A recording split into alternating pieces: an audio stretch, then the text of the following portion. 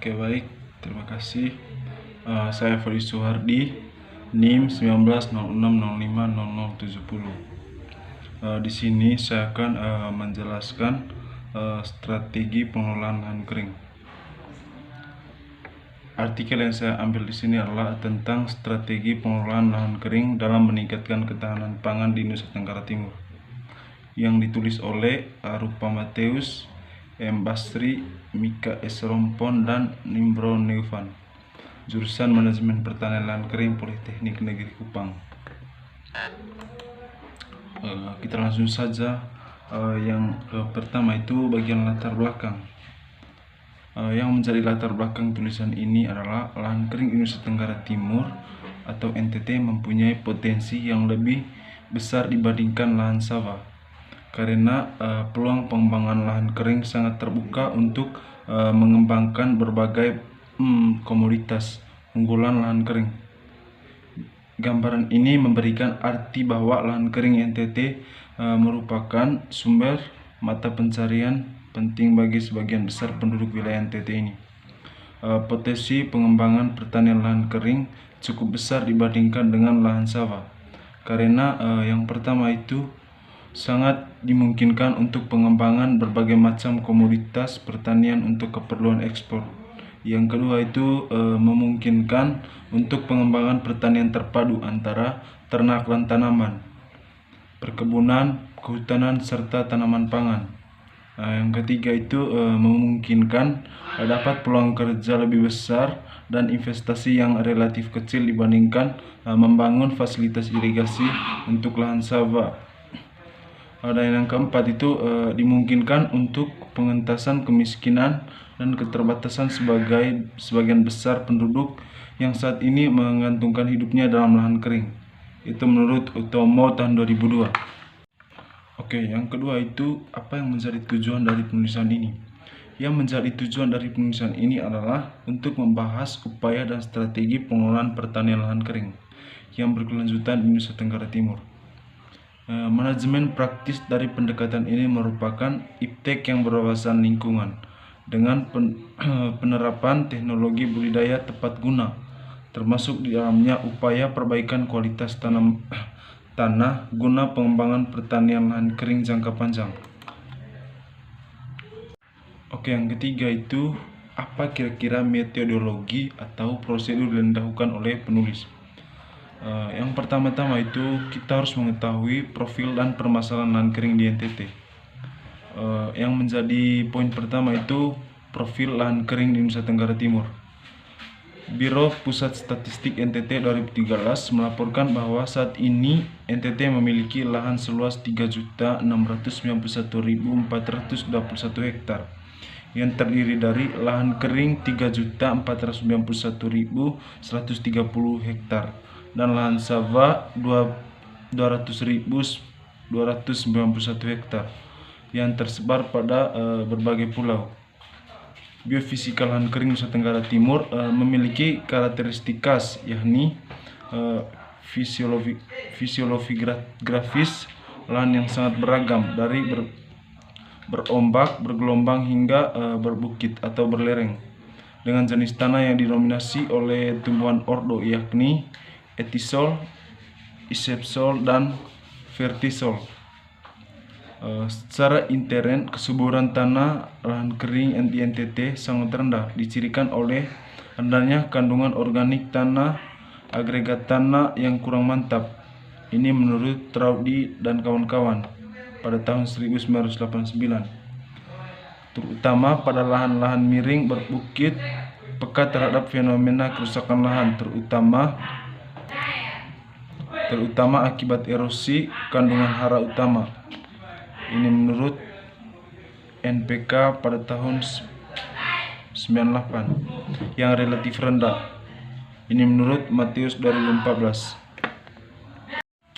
Lahan kering NTT memiliki iklim kering yaitu tipe D3, yang dimana 3-4 bulan basah dan 4-6 bulan kering.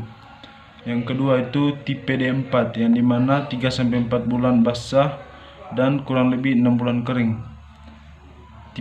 Yang ketiga itu tipe iklim E3, yang dimana 6 bulan kering. Distribusi dan intensitas curah hujan di wilayah lahan kering NTT tidak merata dan tidak menentu atau erratic, serta sulit ditafsir, sehingga kerap kali kegagalan panen terjadi pada akibat keterbatasan ketersediaan air. Surplus air hanya terjadi pada bulan-bulan basah, yang dimana itu bulan Desember, Januari, dan Februari, dan selebihnya merupakan bulan-bulan desifisi air. Lahan kering juga memiliki keunggulan komparatif yang dapat dikembangkan berbagai komoditas pertanian unggul, baik tanaman pangan, perkebunan, peternakan, kehutanan, dan perikanan. Demikian pula halnya dengan produktivitas lahan pertanian secara umum. Perkembangan produktivitas lahan, baik lahan sawah maupun lahan kering, pada beberapa komoditas tanaman pangan di NTT. Yang kedua itu permasalahan agroekosistem dan sosial ekonomi masyarakat. Walaupun potensi pemanfaatan lahan kering untuk pengembangan pertanian sangat besar, perlu dicermati pula bahwa agroekosistem lahan kering memiliki berbagai masalah. Yang pertama itu keterbatasan biofisik lahan kering.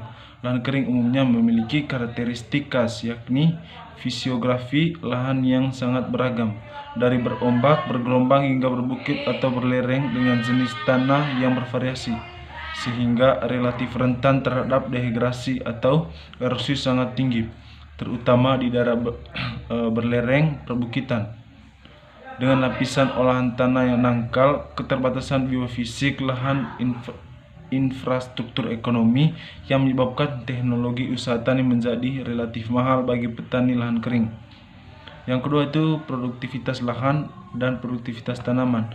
Sebagian besar lahan kering mempunyai tingkat kesuburan rendah. Secara intern, kesuburan tanah lahan kering sangat rendah, dicirikan oleh rendahnya karbon organik tanam.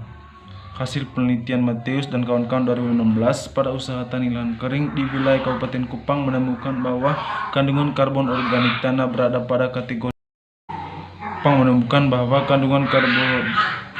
karbon organik tanah berada pada kategori rendah, yakni berkisaran antara 1,47% sampai 2,24%. Selain itu, agregat tanah yang kurang mantap, pekat terhadap fenomena dehidrasi lahan, terutama akibat erosi, kandungan hara utama N, P, dan K yang relatif rendah. Ameliorasi tanah sangat jarang dilakukan petani sehingga mempercepat dehidrasi tanah. Yang ketiga itu kekeringan lahan kering NTT juga memiliki iklim kering dengan distribusi dan intensitas curah hujan yang tidak merata dan menentu atau eratik, sehingga kerap kali kegagalan panen terjadi sebagai akibat keterbatasan kesediaan air. Suplai air hanya pada bulan-bulan basah Desember, Januari, Februari, dan selebihnya merupakan bulan-bulan defisit air. BMKG NTT 2014, ketergantungan terhadap iklim ini menyebabkan hasil tanam di lahan kering sangat fluktuatif. Yang keempat itu infrastruktur ekonomi di daerah lahan kering umumnya tidak sebaik di daerah lahan sawah. Kondisi tersebut menyebabkan permasalahan produktivitas pertanian di lahan kering tidak berlangsung secara efisien, dan cenderung pertanian di lahan kering tidak berlangsung secara efisien dan merugikan petani. Kebijakan harga kurang efektif untuk merangsang pemanfaatan lahan kering dalam kegiatan usaha tani. Yang kelima itu teknologi produksi. Teknologi produksi yang diterapkan petani lahan kering baik untuk tanaman setahun maupun tanaman tahunan relatif masih sederhana, seperti penggunaan bibit dan varietas yang banyak berasal dari sumber lokal dan kualitasnya tidak terjamin, dengan cara penanaman dan pemeliharaan yang belum mengikuti anjuran. Penerapan teknologi yang kurang tepat menyebabkan variabilitas yang relatif tinggi. Adopsi teknologi yang lambat, akibatnya berbagai kendala menyebabkan pertumbuhan produktivitas komoditas yang dikembangkan di lahan kering relatif lambat dan berfluktuasi. Untuk mencapai keberhasilan usaha pertanian di lahan kering, perencanaan dan pengembangan haruslah mengarah kepada tercapainya peningkatan kesejahteraan masyarakat, yang menggarapnya dan sekaligus harus menjaga kelestarian sumber daya alam yang dikelola. Upaya tersebut adalah sesuai dengan tujuan pengelolaan pertanian kering Dumaksi 2001 dan Geogrogi 2003, yaitu yang pertama itu meningkatkan produktivitas lahan atau productivity. Yang kedua itu mengurangi risiko kegagalan atau stability atau security. Yang ketiga itu melindungi potensi sumber daya alam dan mencegah dehidrasi tanah dan air atau protection atau conversion. Yang keempat itu meningkatkan pendapatan, viabilitas, dan yang kelima itu memenuhi kebutuhan sosial atau accessibility. Oleh karena itu, perlu ditemukan strategi yang tepat untuk dapat tercapainya tujuan tersebut melalui yang pertama itu ameliorasi tanah yang potensi guna meningkatkan kualitas tanah. Yang kedua itu peningkatan produktivitas lahan dan produktivitas tanaman secara berkelanjutan. Dan yang terakhir itu teknologi rain harvesting dan perbaikan infrastruktur ekonomi. Oke, yang berikut itu penjelasan mengenai ameliorasi tanah. Dalam pengelolaan lahan kering, kegiatan tahap awal yang harus dilakukan adalah bagaimana kita dapat memperbaiki kualitas tanah atau soil quality sehingga produktivitas dapat ditingkatkan. Kualitas tanah merupakan sifat tanah yang menggambarkan tanah tersebut sehat, mempunyai sifat tanah fisika, kimia, dan biologi yang baik dan produktivitasnya tinggi. Tanah berkualitas tinggi berarti tanah tersebut mempunyai kemampuan tinggi dalam menyediakan hara, air, dan udara. Tanah untuk peningkatan produktivitas lahan dan mempunyai daya tahan yang tinggi terhadap pengaruh dehidrasi tanah. Tanah-tanah pertanian kita saat ini memiliki kualitas tanah yang rendah ditandai dari rendahnya kadar karbon organik tanah, yaitu berkisar antara 1,47 sampai 2,24%.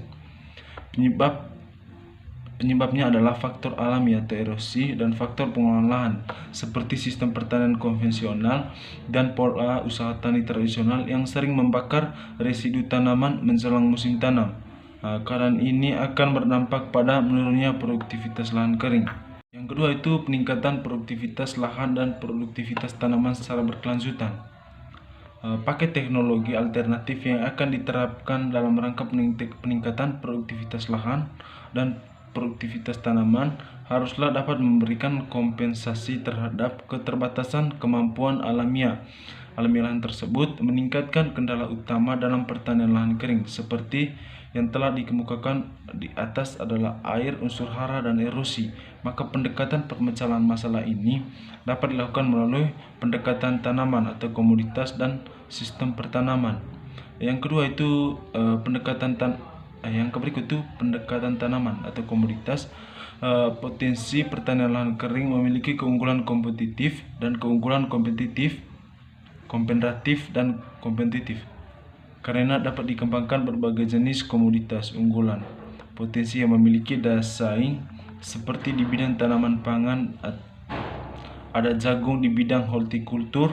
Kita juga punya jeruk, keprok, soe, pisang barangga, dan di bidang perkebunan serta kehutanan. Berikut itu pendekatan sistem pertanaman.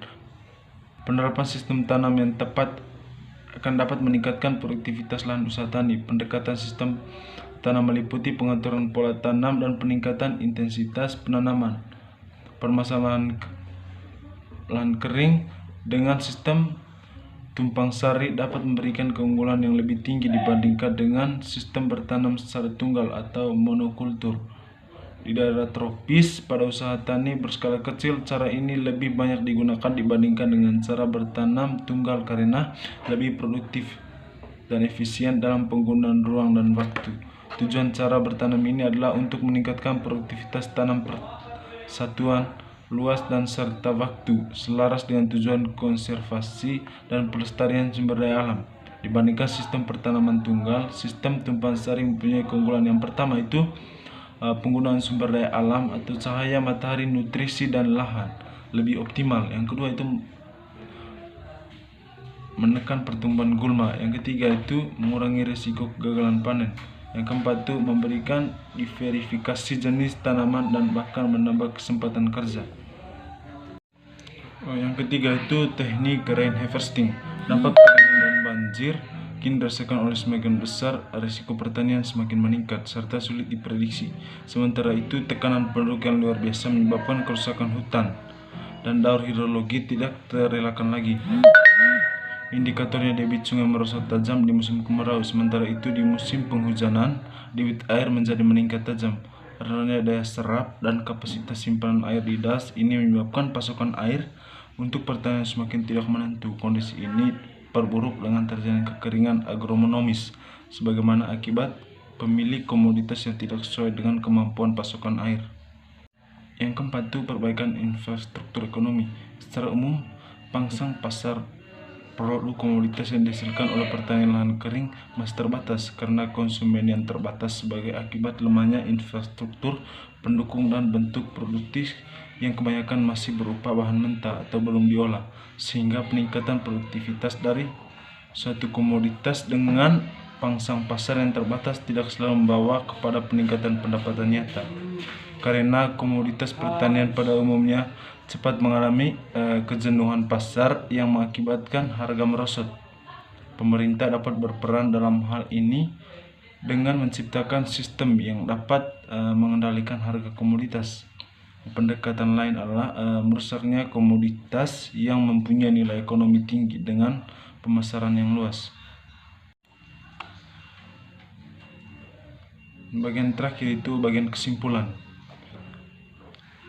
Dari penulisan ini dapat disimpulkan bahwa masuknya teknologi budidaya lahan kering melalui tingkat ameliorasi guna memperbaiki kualitas tanah dengan memanfaatkan sumber daya lokal yang bersifat in situ, serta prioritas diverifikasi komoditas unggulan lahan kering harus sesuai dengan kondisi agroekosistem wilayah, yaitu dapat diterima oleh masyarakat setempat dan memberikan nilai tambahan bagi pendapatan usaha tani.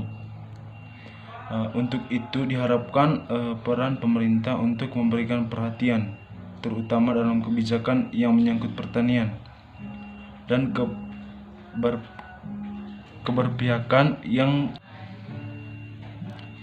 keberpihakan yang lebih serius dan yang dilakukan selama ini terhadap pembangunan pertanian lahan kering dibandingkan yang dilakukan selama ini. Pola pengembangan lahan kering secara terstruktur sehingga menjadi agenda restoran pemerintah daerah. Koordinasi harmonis antara sektor pelaku pembangunan pertanian lahan kering dengan masyarakat pertanian dalam binaan SDM dan kelembagaan harus dikembangkan dengan tetap mengacu pada aspek pemberdayaan masyarakat. Yang berikut itu berkaitan dengan ide-ide yang berkembang dari permasalahan di atas. Yang pertama itu tinjau tentang sifat atau karakteristik lahan kering. Lahan kering selalu dikaitkan dengan pengertian bentuk-bentuk usaha tani buka sawah yang dilakukan oleh masyarakat di bagian hulu suatu daerah aliran sungai atau das sebagai lahan atas atau uplands, dan lahan yang terdapat di wilayah kering atau kekurangan air yang tergantung pada musim hujan. Yang berikut itu optimalisasi pengelolaan lahan kering. Dan yang terakhir itu beberapa tindakan untuk menanggulangi faktor pembatasan biofisik lahan. Sudah barang tentu diperlukan sentuhan inovasi teknologi guna meningkatkan produktivitasnya. Teknologi pengelolaan lahan kering yang umumnya meliputi yang pertama itu tindakan konservasi tanah dan air, yang kedua itu pengelolaan kesuburan tanah atau pengapuran, pemberian kapur, pemupukan dan penambahan bahan organik. Yang ke-C itu pemilihan jenis tanaman pangan. Tanaman berumur pendek tanah kekeringan merupakan pilihan yang tepat untuk dilakukan pada wilayah yang beriklim kering. Tindakan konservasi tanah dan air adalah tindakan di mana bertujuan untuk melindungi tanah terhadap kerusakan.